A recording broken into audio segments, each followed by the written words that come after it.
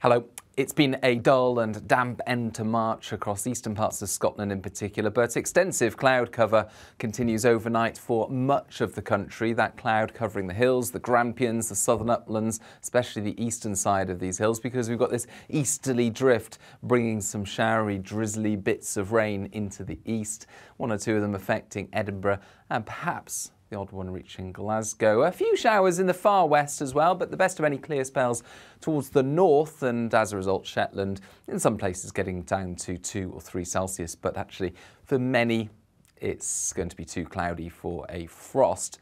Best of any brighter weather will be in the west and the northwest as we start off the weekend, because we've got this easterly feed continuing. That's around the top of the low that brought some very unsettled weather to southern parts of the UK on Thursday night and into Friday. But actually, weather fronts are largely staying away, so really it's just a continuation of this cloudy easterly airflow, some light drizzly showers into Aberdeenshire, Fife, the southeast corner as well, and some sunny spells breaking through towards the west and the far north. So a big contrast west to east on Saturday. But it will feel colder everywhere, and that means that in the east, where we've got the wind coming from the North Sea and extensive low cloud with some mistiness about, temperatures struggling to get up above 6 Celsius, whilst further west, 10 degrees if we get some brightness coming through.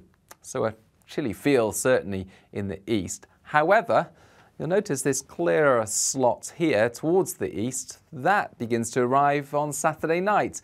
Initially, some light rain crosses the country ahead of that, but once the clear skies arrive into the likes of Aberdeenshire, Fife borders, we're likely to see a touch of frost in places first thing Sunday, but also much brighter skies. This time, the cloudier conditions are towards the west and the northwest with some light rain once again, but mostly this is on and off. It's showery stuff, and actually, it largely peters out later in the day as higher pressure starts to build, and as a result, brighter skies for many and temperatures responding a little better to that brightness in the double figures a little more widely, but still a bit suppressed for the time of year. Then into later Sunday, we're going to see the skies clearing widely, and that means a much drier, brighter day for all of us on Monday after a frosty start. So the weather turning drier and brighter into April, but it does take some time to clear the conditions in the east.